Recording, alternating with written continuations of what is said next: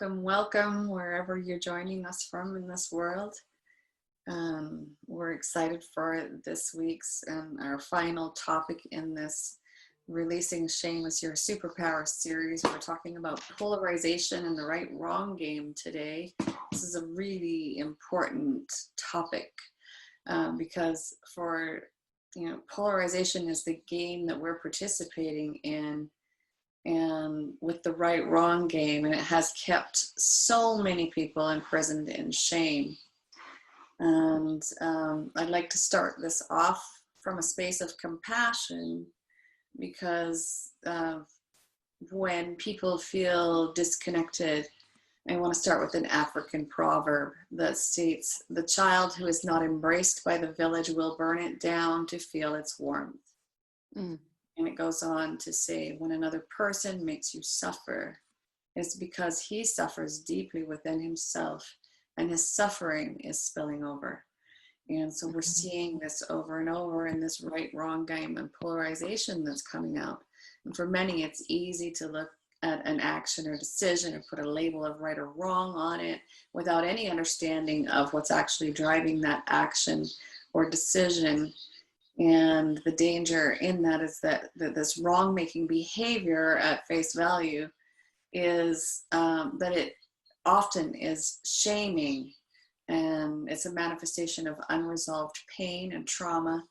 For example, a teen who shares their body indiscriminately is labeled a slut, a whore, a loose, or whatever. And there's no curiosity. So let's engage in this whole conversation from a space of curiosity and a desire to understand what's going on underneath people's decisions and behaviors and beliefs. And Kelly Love is joining us again, and excited for this conversation with you, Kelly. Hi. Good morning. Thank you. I'm just making sure this is still live because I'm on my page and it's not. Oh, it is. It's still showing as live. Okay, great. Yes, we are really passionate about this topic today because Freya and I, and Mika as well, we grew up in environments where there was a lot of this right and wrong game. And we see it a lot in our society. For anyone who's been in a religion, there's a lot of right and wrong. We look at the laws of our country, things are labeled right and wrong all the time. And what we are wanting to do today is challenge that a little bit, inspire people to slow down a little bit and stay curious about what's under that behavior to try to understand it. So for example, like myself, growing up in a very religious upbringing, I was told that sex was wrong and that it's supposed to be safe for marriage, and that anything outside of it, even lusting after somebody, was a sin. And then couple that with the reality of being raped as a toddler and then sexually assaulted several times throughout my life. I was awakened sexually at a very young age. And I remember experimenting sexually at 5 years old, maybe even younger than 5 years old. I actually have other memories that I won't share here of me being even younger and exploring sexually. And that was not necessarily normal behavior. We call this over-sexualizing youth. And so someone could look at my behavior and say, what a little slut. Here's this teenager who, by the time I hit high school and I was having sex, first of all, I didn't understand what sex was for. Second of all, I didn't understand boundaries. My boundaries had been so violated that I just didn't understand how to hold my own boundaries. And I was looking for love. And this was how I thought I needed to look for love. And so instead of placing a label of right or wrong and creating this polarization of shame, really, that's what happens when the polarization game comes in, is shame comes in. So instead of shaming my behavior and telling me, oh, you shouldn't be doing this, you shouldn't be doing that, it's like, well, why why am I doing those things? So taking the time to slow down and say, why is this person over sexualized at the age of 4 and 5? What's been introduced into this child's life that they even know what sex is, that they even understand what sex is? What's your experience with this, Freya? Yeah, this is huge. We see this this kind of thing in so many people. I witnessed this in our religion as well. My experience of it was not being hypersexualized at a very young age. It was the opposite. It was complete repression, and the trauma that came in from that, of the shame of like not even having even pleasured myself till I was in my 40s. And because of that again, it's a polarization of sex is bad, sex is wrong, and then having the additional shaming of that you shouldn't even want sex, and feeling bad for wanting sex with my partner, and shamed for any desire, and it just completely shuts everything down. So it's like a polar opposite here. So again, and neither of them was good. Neither of them was healthy. So it's this, when you play this right wrong game, it can have like polar opposite effects, and it can have the same effects in the same community, because again, in a closed religious community like this, secrecy and shame creates secrecy. And there were many instances of sexual abuse similar to what you described happening, because when you're told you can't have sex, then it comes out in very dysfunctional ways. And there was like cases of early sexual abuse and incest that went on in different families, and that kind of trauma. And then you saw this, like this hypersexualization, and I wasn't educated, and I didn't know what this was at the time when my children were very small, and we had other children over playing with them that were behaving in these ways that were like very sexual. And it was like, my goodness, what's going on with this kid? And I didn't even know what to think of it. And now I understand, and the trauma has come out in deep ways in these people who were sexually abused and hypersexualized very young, and then shamed, and it covered up and hidden. And it's so traumatizing. And it's the shame that keeps people quiet and keeps it secret. And we're talking about it more and more and more. And so it's so important. And the thing is that when we see things in black and white, and we have this polarity of right and wrong, it blinds us to the amazing spectrum, this rainbow of color and contrast that actually creates beauty in the world. And it creates a world where so much pain and trauma exists, and shame. So I'm so glad we're having this conversation. Yeah, one of the things that we talk a lot about is staying curious with a behavior. So what does that mean? That means withholding judgment as long as possible. So instead of looking at somebody who may be like really loud and obnoxious and say, oh my God, that person's annoying. Well, why are they loud? Why are they being obnoxious? What's the unmet need here? What are they crying out for? What is the attention that they're not getting, that they're seeking in this type of behavior? And so what we see is what we desire to see is people actually coming together to share their resources versus using their resources as a means to polarize one another. So you want to lean into that, Frey? Because we talked a lot about this. Yeah. So when we lean in, and another example of this is people who have addictions, right? And so somebody's turning to alcohol a lot, or marijuana, or other drugs, and people are just judging that and saying how, wow, we don't want this kid around our kids because, you know, they're a bad influence and they're this and they're that. There's this judgment.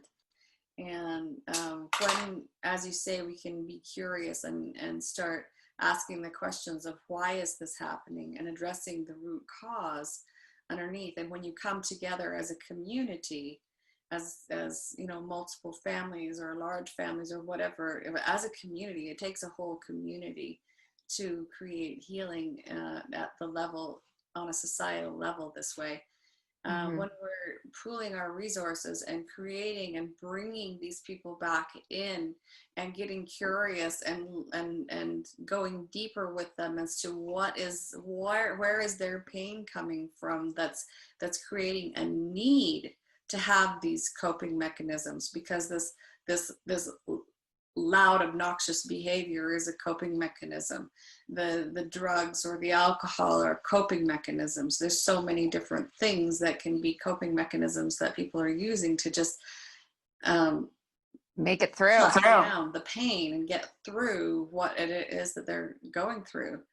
And so when we, you know, I'm not saying don't have discernment. Discernment is incredibly important, and it's like righteous judgment, because, you know, there are you know, there are exalted and toxic versions of everything, and judgment is one of those things. So if we can use our discernment and say, hey, you know, something's going on here, why is this happening, and go deeper and come together as a community to bring that person in and make them feel part of the community, make them feel valued. And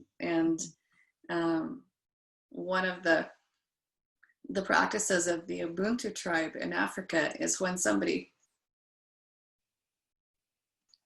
it's beautiful, when somebody does something that is hurtful or harmful to themselves or others, they bring that person to the center and they sing and they talk about all of the good things that this person is, and they sing and they don't stop until the person remembers who they are. And it's beautiful. It's very beautiful.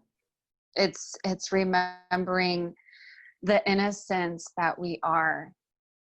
One of the greatest injustices we see nowadays is the blaming that's placed, especially on children, for behaving however they are, when in reality what we see over and over again, and what we understand from science, is we mirror back to the world what's been reflected to us. So one of the things that we like to practice, instead of blaming people for the way that they are, for example, calling a child rebellious. Well, what are they rebelling against? What is going on in their life that is an injustice that they feel they need to rebel against it? Because rebellion just doesn't birth itself out of nowhere. Rebellion is a stance against something. And so what is that stance against? Another thing, you know, that children hear a lot, and people in general, is, oh my gosh, they're so out of control. Their emotions are out of control. Their actions are out of control. That was reflected to me a lot as well. And the injustice here is the lack of control in the person's life is a reflection of the lack of control that the lack of control that is going on in their life, and their inability to bring control and sensibility to the situation. And so they take control into their own hands and start acting in a way that controls whatever piece of their life that they're able to control. So for example, for a rebellious child that's out picking fights, why are they picking fights? Are they being picked on a lot at home? Are they being picked on a lot at school? What is really under this? And so we want to come away, we want to invite people to step back from the shaming and blaming game and lean towards understanding. Absolutely. Another thing that we see often is people calling one another lazy, or saying, oh, they've given up, or they're just not trying anymore. And this is also an injustice. Mm-hmm. Because for many who go through lots of trauma, and Freya, we spoke about this a couple of weeks ago when we leaned into suicide. For those who have been in painful and traumatic situations over and over and over again, and it's just an existence that feels like the norm, Mm-hmm. there comes a point where trying just seems to not make sense anymore. And I remember being a child as well. Like, I was straight A student for a long time, honors roll. I excelled at everything I did. My teachers loved me. And yet at home, it was never good enough. And it got to the point in high school where I just said, fuck it, I'm done trying. And I did. I stopped trying. I graduated with a 2.9 GPA instead of the A's that I had. And then the comments came in from my adopted dad, who said, oh, you're going to work at McDonald's for the rest of life, or oh, this, or oh, that. And it starts becoming these self-fulfilling prophecies. And so this is why we are inviting you to step back from that. People aren't giving up. They've tried a fuck ton of stuff and it's not working. Yeah. And there's only so many times that you know, and it's like we said with suicide, they've had that struggle against that. They've fought that over and over and over, and kept trying and kept going until finally they get to a place of hopelessness that anything could possibly ever change. And so at that point they have no energy left with which to keep trying on what seems like insanity of doing the same thing over and over and expecting something different. And they've come to a place where they have accepted in their mind that nothing will ever change. And it's a very, very painful place to be. Mm-hmm. Yeah, it's incredibly painful. And when the judgments keep coming in over it as well, it just feels like that there's no one on your team that cares enough to shift anything, right? Yeah, incredibly painful place to be. And it's not lazy, it's that they have used up every bit of energy they have. Yeah. It's being worn out, tired. Mm-hmm. And as someone who's been a part of a family that has experienced a lot of pain and trauma, I've seen each of us at different points give up, some attempting suicide, some giving themselves over to drugs, some giving themselves over to frivolous sex. These are all telltale signs that so much has been done and it's just not working. Yeah. And then, yeah, deep trauma. I've seen teenagers begin to engage in self-destructive behaviors because of the adults in their lives and the rumors that are going around that they're already doing these things, and they're like, well, what the fuck, I might as well. If that's what people are going to say about me, I might as well be doing it, right? And it's that feeling of hopelessness, and that no matter how hard I try, I can't do anything right. And this is a good opportunity to bring up the reality of how our subconscious works. So our subconscious doesn't understand sarcasm. When we speak things, our subconscious hears it literally. So when a child is told over and over again that they're worthless, or that they're not going to amount to much, or that they deserve this or whatever, these are things that their mind starts to believe and actually goes out to look for these situations to prove that to themselves. It's a fucked up cycle. So it takes a concerted effort to rise above these patterns that have been instilled in us, oftentimes from childhood. And this is why we invite people to reach out to somebody to guide you through this process of releasing your shame around the abuse that you've experienced. And this is also a good opportunity to speak about not judging a book by its cover. I mean, how many of us have our prejudgments based on a hairstyle, the clothing that people have, the accent from which they talk, the country from that they're from, the color of their skin, how many judgments we place on people and automatically polarize ourselves because we placed a judgment on them. Mm-hmm. This is huge. It's incredibly huge. And, you know, like one of the things that I saw quite often is a judgment of like men having long hair, you know, or people having dreadlocks or whatever, being something that was poor hygiene, or that they're just a hippie, they're this, and judgments based on what a hippie means, and you know, all of this stuff. It's so degrading when people have these it's like these built-in biases about different things. It's And dehumanizing is what it is. Yes, absolutely. It's crazy making.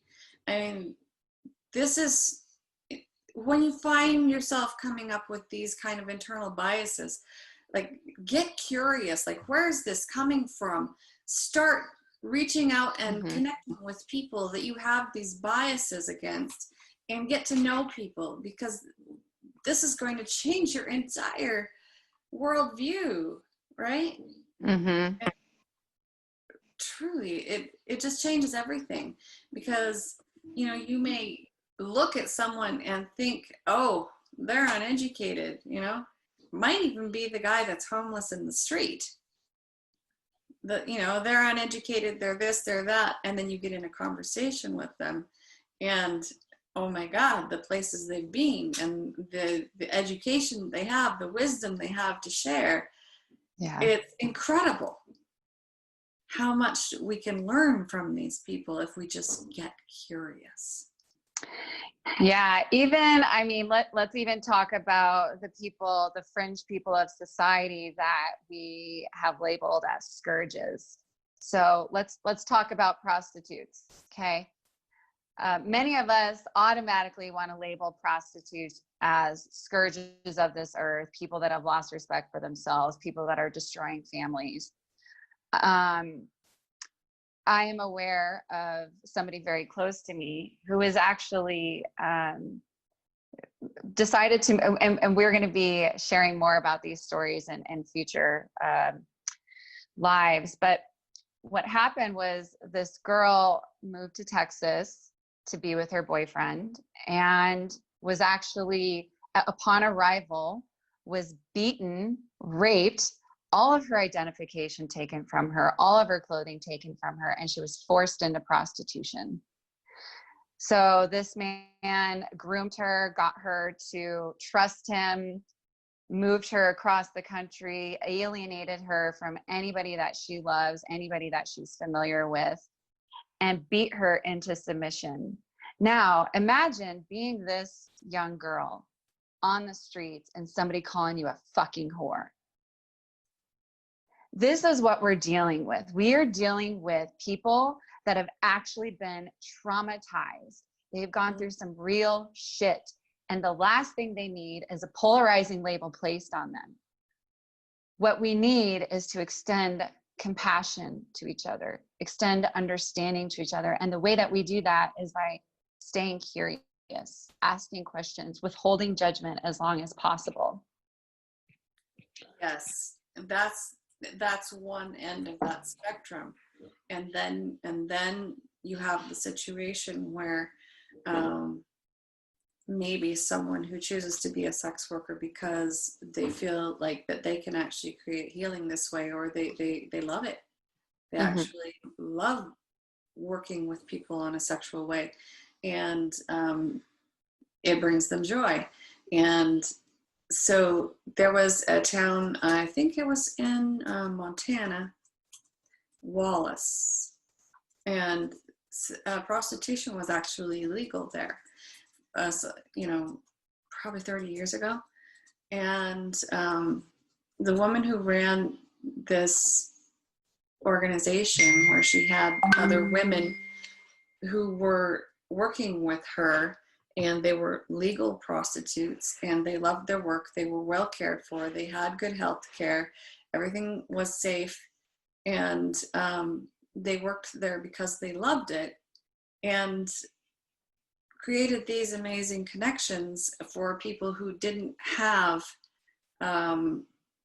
someone that they could create a sexual connection with. They were working with men who didn't have that in their lives. And it was really interesting when you look at this from a curious perspective, because then the government came in, there were complaints, they shut this down, they shut this organization down, they illegalized prostitution in this state, and shut down that whole organization. The rate of violent crime and rate in that area went up like 100%. It was a huge increase. And so when we devalue people and what they choose in their path, and just put a right wrong label on it without understanding, then that also creates problems in society. And then you end up with illegal prostitution, such as what you described, rather than people already having their desires and needs met in a way that's legal and not dysfunctional, right? Well, and how damaging is it too to label a person who is choosing sex work as a slut or a whore without understanding? I mean, that's just as damaging and can cause pain and trauma as well. So this is why we try to shy away from making judgments based on an outward appearance. Yes. And then we also see this polarization game a lot in relationships. Absolutely. And it's something that those who abuse their power use often. So it ends up becoming this game of, I am right, therefore you are wrong, and you have to submit to me, versus where can we find a place, a space to meet in love and understanding in a way that is like fostering growth and love in this connection. Yes, and because the right wrong game has become so prevalent in our society, and it's engaged in continually, then when you get into a relationship where it's an abusive power over relationship as well, people don't have the capacity to see what's going on, and they end up with an abuser who is gaslighting them and isolating them from anyone else, like you said happened with this young girl. Isolating them from their family and alienating them, and then keeping them in this, like, by crazy making them and right wrong, and it's even comes to the point of, oh, well, I'm sorry I hit you, but you shouldn't, if you wouldn't make me do that.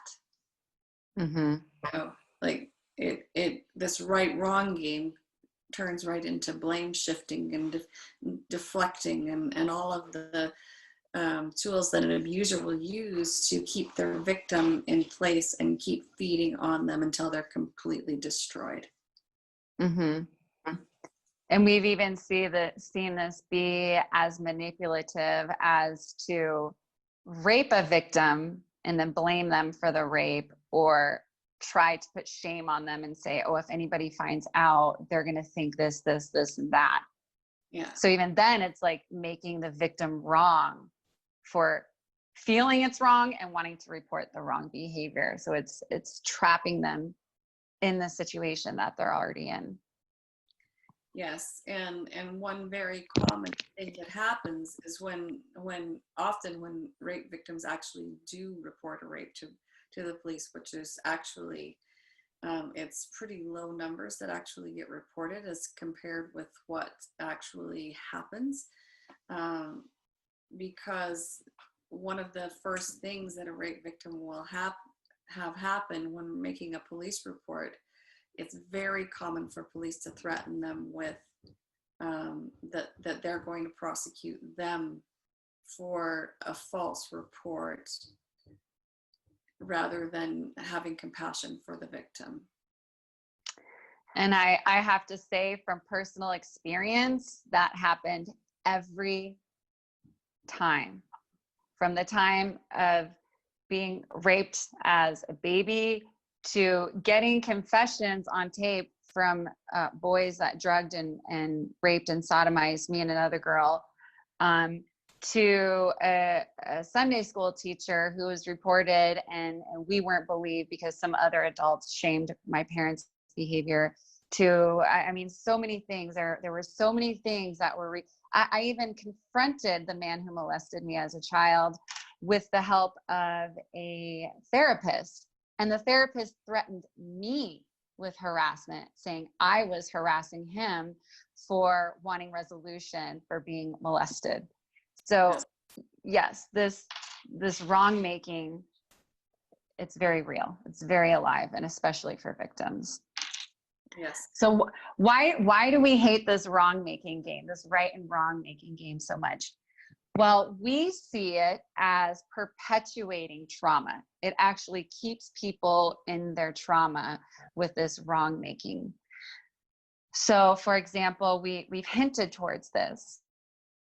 For example, wrong making substance abuse. So we look at a behavior and we see that someone is addicted to a substance and we label it wrong. And so instead of this person feeling like they're able to be themselves and show why they have this substance abuse, what actually ends up happening for a lot of people is they hide. The shame of their whatever it is causes them to go into hiding. And I can say personally for myself, I didn't want to share a lot about what happened to me growing up because there was this label placed on me of the girl with daddy issues. And so instead of bringing all my fucked up daddy issues to light to be healed and integrated and hold into me, I hid them. And when I hid them, what happens is the pain stays there and it festers and it turns into other things. Like it starts manifesting in other ways. It shows up in relationships in big ways. Yeah, you want to lean into that? Yes, and when we try to hide our traumas, or when we're not even aware of how they're affecting us, because we're not taught any of these things. We're not taught how to deal with trauma and the emotions that we feel. We're taught to stuff them inside. We're taught to hide everything, really. And so what happens is when we get in a relationship, the more intimate that relationship is, the less we can continue to hide that, and it will come out in dysfunctional ways that are called triggers. And like a real trigger, when something happens that triggers an old trauma, an old memory, then those emotions from the trauma come up in the body just like that's happening again in response to whatever that little thing was that triggered it, that triggered that memory of that experience in the body, even if it's like incredibly minor in comparison, and it usually is. And so then it elicits an emotional response that is way out of proportion to what actually was said or done. And this can destroy relationships, and it can destroy relationships over and over and over again, especially when we get into this pattern of not understanding what's going on and just repeating the cycle, or not being willing to do the work to go into that and release and heal that trauma. And this is the thing, when we have intimate partners act as catalysts for growth, because they do bring up all your triggers. Having an intimate partnership is going to bring up everything you have left to work on, to heal, and it exposes it so much more quickly that you actually can heal and grow much faster in relationship than out of one. And if you don't have the tools to do that work, it's like it's like an explosion of blowing up. It ends up being traumatic. It ends up being traumatic. Often, either they continue in a very dysfunctional relationship where neither of them is happy, and you see this with people who stay together for the kids, and they end up having like either completely numbed out or very chaotic relationships, and neither of that is good for the kids. It's just perpetuating that cycle. And or even if they don't have kids, they just believe, well, I've never been able to have anything better, so there's nothing better out there for me, and so, you know, where would I go? So we might as well just keep doing this. And it's really incredibly sad and traumatic, and they either end up just like completely at each other all the time, or they become numbed out and become the walking dead. And it's neither of those things is either happy or pleasant, nor what we're meant to experience. It's not that deep connection and joy and bliss and love that we are meant to experience, because we are social beings, and that's what we crave and desire. Yeah. But it's not possible when we're in that state of being triggered from these stored emotions and trauma. And I'm glad you brought up the point about us being relational beings, because it's a great segue to talk about that, the study with the rats. So it used to be believed that drugs cause addiction. There was a study done with rats. These rats became addicted to the drugs that were in the water feeder. And another scientist came along later and had some common sense about him and decided, what happens if we create a rat place where rats love? It's like filled with fun rat things to do and other rats to socialize with. Yeah, a rat heaven. If we create a rat heaven, do the rats still go for the drugs? And more times than not, the rats did not go for the drugs. And what almost never. And what this shows is the propensity for living beings to go for something that's not healthy when there isn't the healthy choice available. And I remember when I started this healing journey that I was on, and the catalyst for me was I could not maintain a successful relationship at that time. Historically, all my relationships ended up blowing up. They were emotionally unavailable people, generally abusive. And my therapist ended up telling me, Kelly, the only way to really change this is to be in relationship. And it felt so counterintuitive to me, because I thought, oh my gosh, I've had nothing but painful relationships. I can't see myself even trying to have another relationship. And through that, you know, we realized like there's like some safety that needs to be built. And so for people that have experienced this, where they don't have a lot of safety in relationships, and yet in relationship is where we thrive the most, there is this need to create safety for ourselves.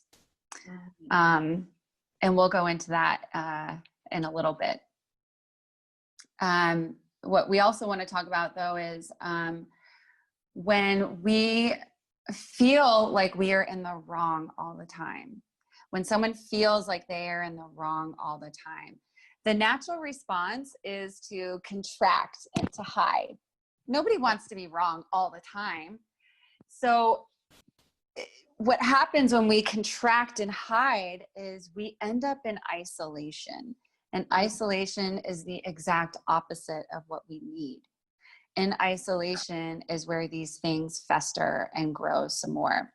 So to rise above that, we invite you into relationship. Yeah, so notice, like as Kelly was talking about, when you fall into that shame, that isolation, this happens in abusive relationships where the person who's being abused will fall into more shame. So notice that, if you can't speak up and say how you feel, if you can't speak up and ask for something, if you're afraid to do that, you're in an abusive relationship. Or if your needs are minimized or dismissed or told they're not important or justified away, that's abuse. Yeah. And this is why people will have, like, they'll feel afraid to ask for what they need because the last 10 times they asked, they were shamed for it. Or, said how they're shamed for that. And so that creates the fear to actually express anything further. And so when you're in that situation, know that is an abusive relationship. Yes.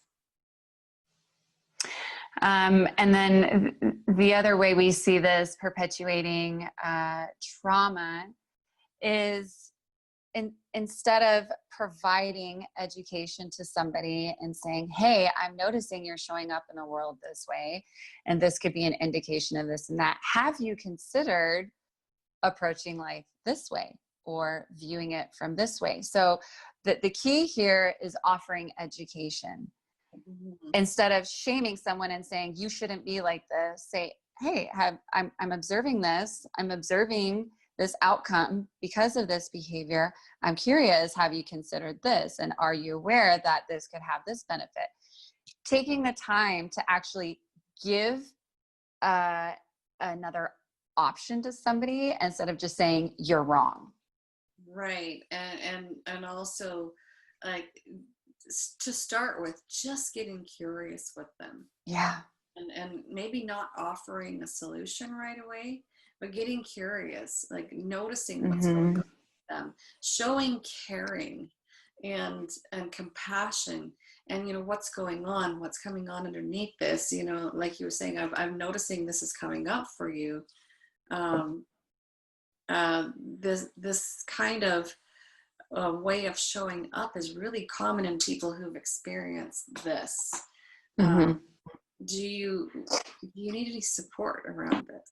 Just like drawing them in, creating that I see you, and that compassion, and creating that level of trust, even before offering a solution, because so many times people aren't quite in a space yet where they're ready to accept like advice or solutions from someone until you have that level of trust with them and that level of compassion that's being held.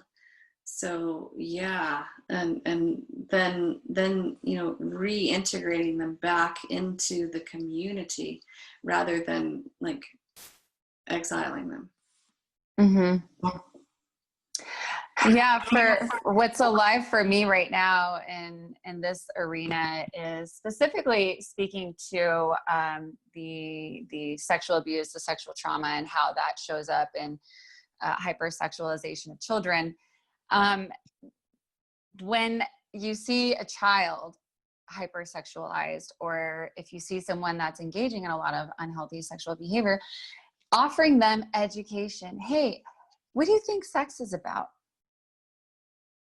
When you engage in sex, why are you engaging in sex? Like asking them, offering them an opportunity to question why they're showing up this way. Because sometimes people can understand the root of their own issue simply by being offered questions to reflect back into their own life.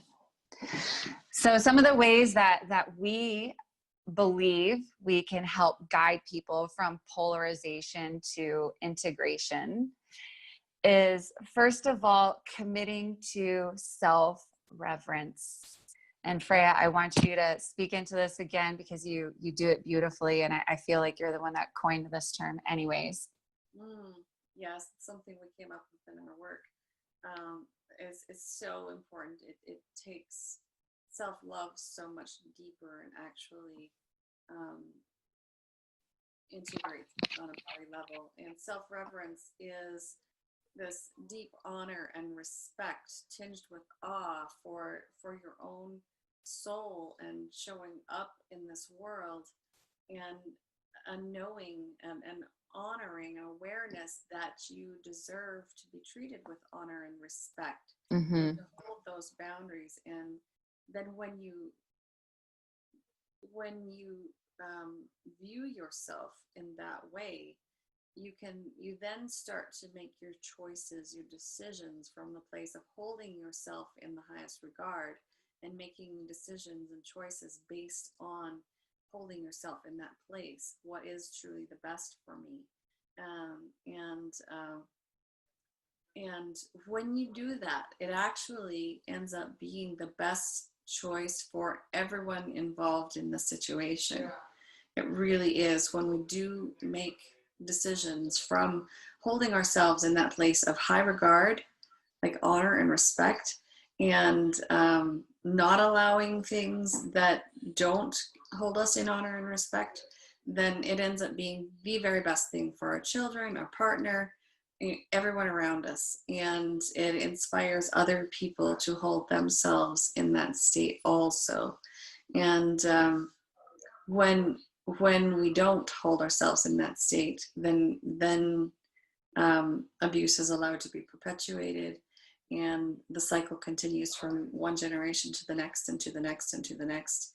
So this is an essential part of the healing journey, is to step Mm-hmm. into this place of self-reverence. and, Mm-hmm. and and it's a part of it, and it's not like it's this one place that you get to and you're done. It's an evolving thing, and the more you step into self-reverence, the easier it becomes, and the better decisions you make, and so on and so forth. It evolves and progresses continually, just like healing. Mm-hmm. It's a state of being. It's a practiced state of being.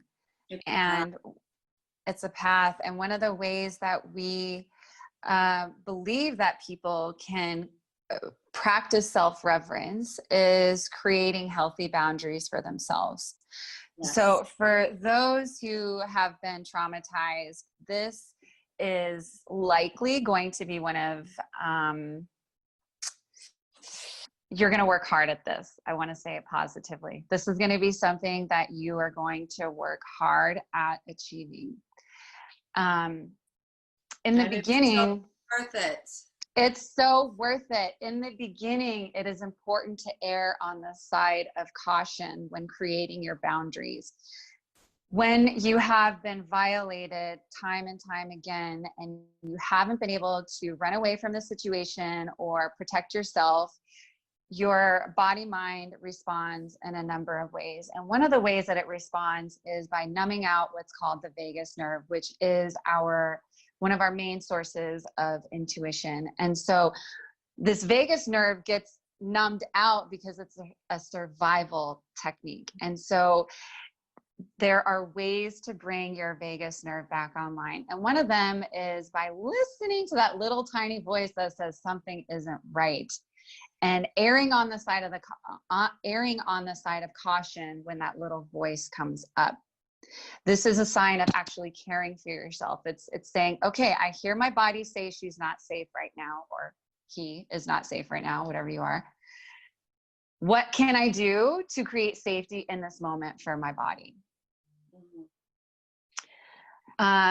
One of our greatest powers as humans is this potent culmination of boundaries and vulnerability. So what can that look like? What's a possibility of how that could look?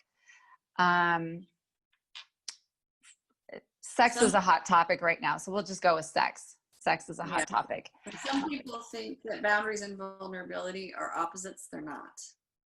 Right, they're not opposites. Yeah. So, like, for example,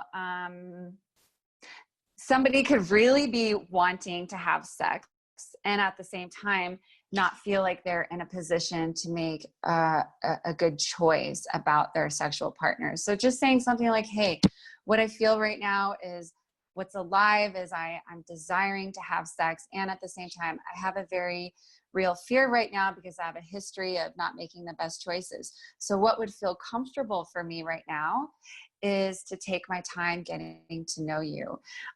This is the container I feel safe playing in. I would love to hold your hand. I'm welcoming hugs, maybe soft caresses on my arm or something like that. Those are things that feel really safe for me. And I would love to hang out in a public space where there's other people around, so I feel like I'm not trapped. And this is really taking ownership of what it is that makes you feel safe. It's not putting the responsibility on anyone. It's not blaming anyone. It's just saying, hey, this is the real situation that I'm in right now, and this is a container that makes me feel safe.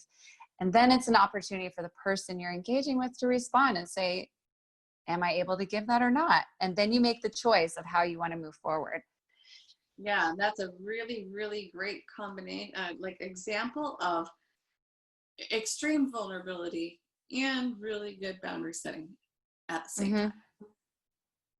Yeah. And if somebody wants to make fun of you at that point and say, oh, don't you trust me? Da, da, da, da, they're making it about them. It's not about them.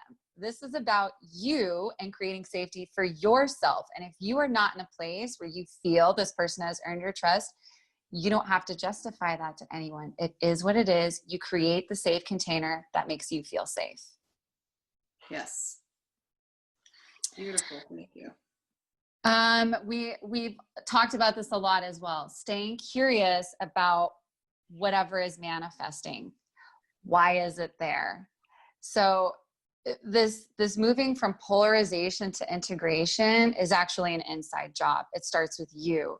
All the understanding that you wish other people would give you, you actually have to give it to yourself first. Bingo. That's so it. So when you're noticing a pattern that's coming up again, and really honestly, when you look at it, if you're attracting like relationships that don't work into your life, the same kind of person over and over again, get curious, and not from the space of self-blame, because the common denominator in that is the one person. And so it's like going into curiosity. Don't go into self-blame. There's way too much of that spiritual bypassing bullshit going on of blaming the victim. You're drawing this into your space. It's your fault.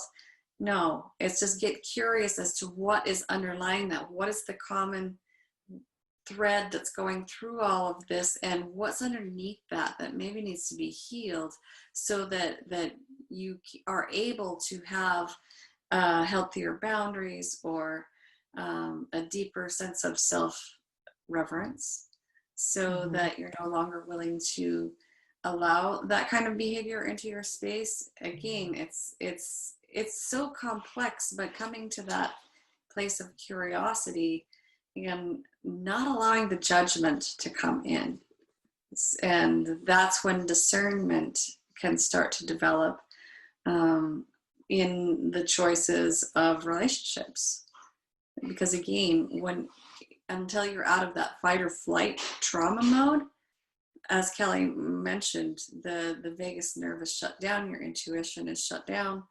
And once you have healed that trauma within you, then that vagus nerve is able to kick back in.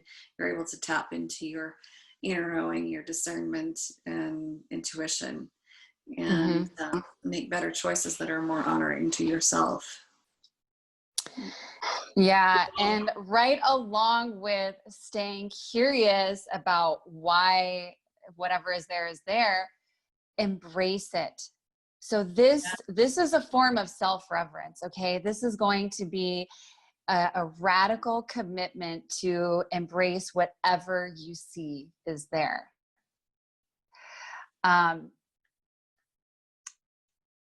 The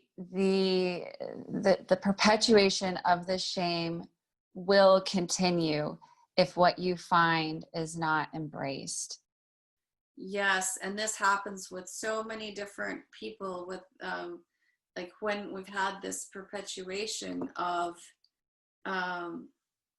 playing the right wrong game, being sexual is wrong.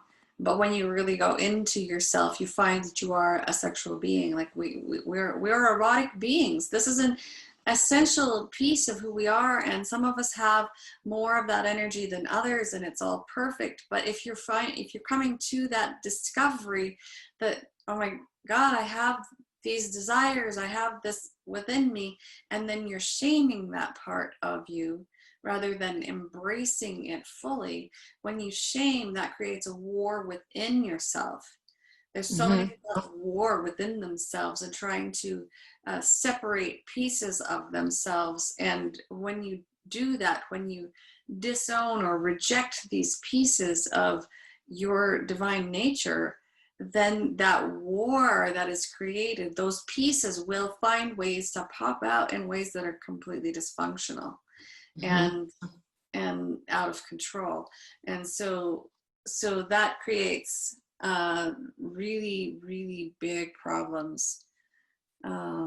We have a question on the feed.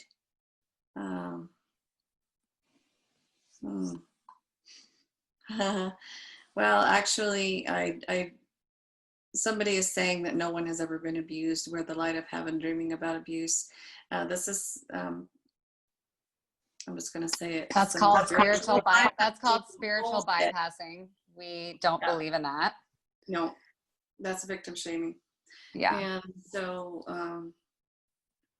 yeah, sometimes we end up going through these experiences, and it's what we do with them and what we make of them that matters. So, and Freya, you were leaning into that internal war that happens when we do not embrace these exiled parts of ourselves. Yes. And again, we want war in our external environment. War within creates war in our external environment. As within, so without. As above, so below. That is a true and correct principle. It is. And so when we feel a war inside of ourselves, this isn't a time to freak out. This is a time to call in the peacemaker, the internal peacemaker, and gather all the sides and listen. Curiosity again. Curiosity.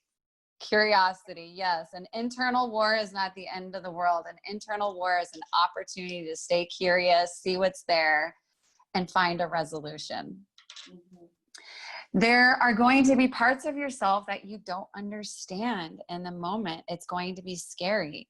I remember doing a meditation one time, and I was going to meditate with Mother Earth and my connection to her. And I felt her actually tell me to face my inner warrior.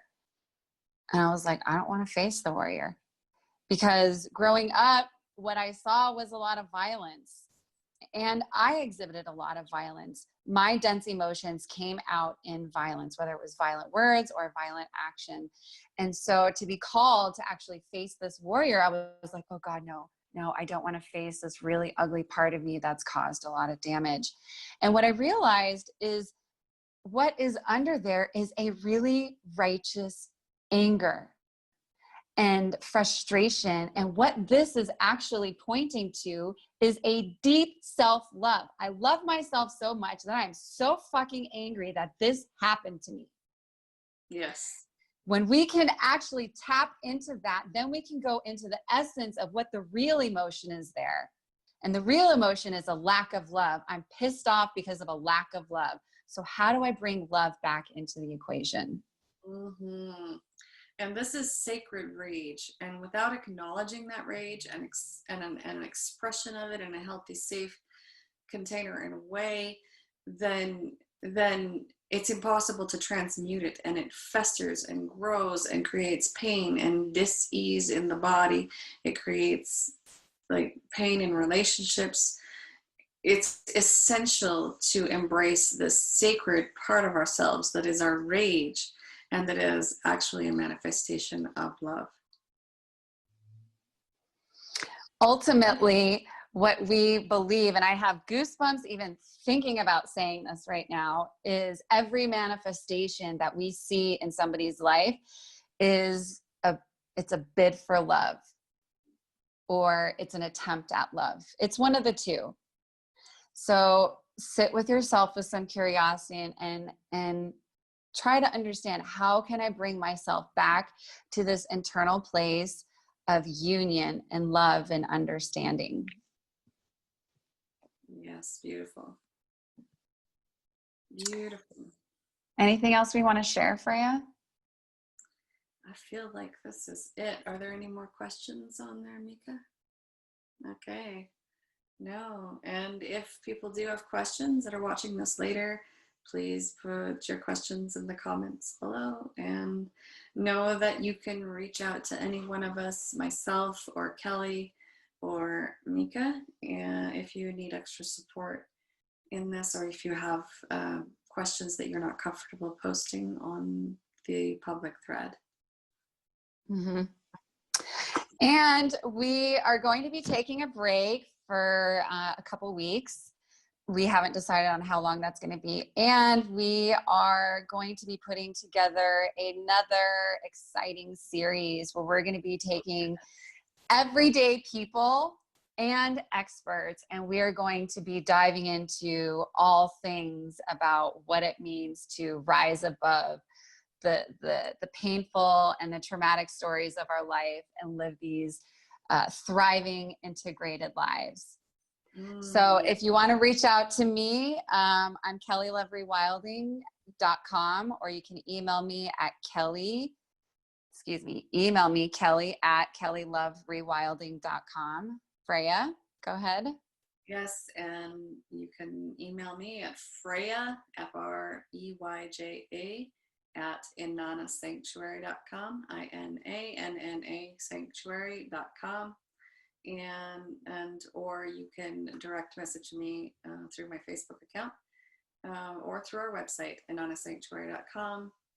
And we just have a question from Molly saying, I'm really struggling to tap into my sacred rage for myself. I'll fight like hell for others. And can you recommend some resources for learning more about how I can access my sacred rage?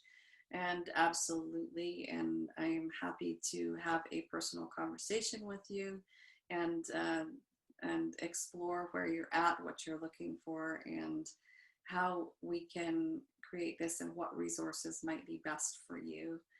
And yes, always. And there's also emotional release techniques. I do have some emotional release videos, and this is also something I coach clients through. So yeah, both of us are well versed in this, and we would love to be a resource for you. Yes, yes, yes, yes. All right, everyone. Thank you for taking time in your Tuesday morning to be with us. We love you. We love this work. And stay tuned for our next series. Yes, we're very excited. Thank you for joining us. See you. Ciao. Bye.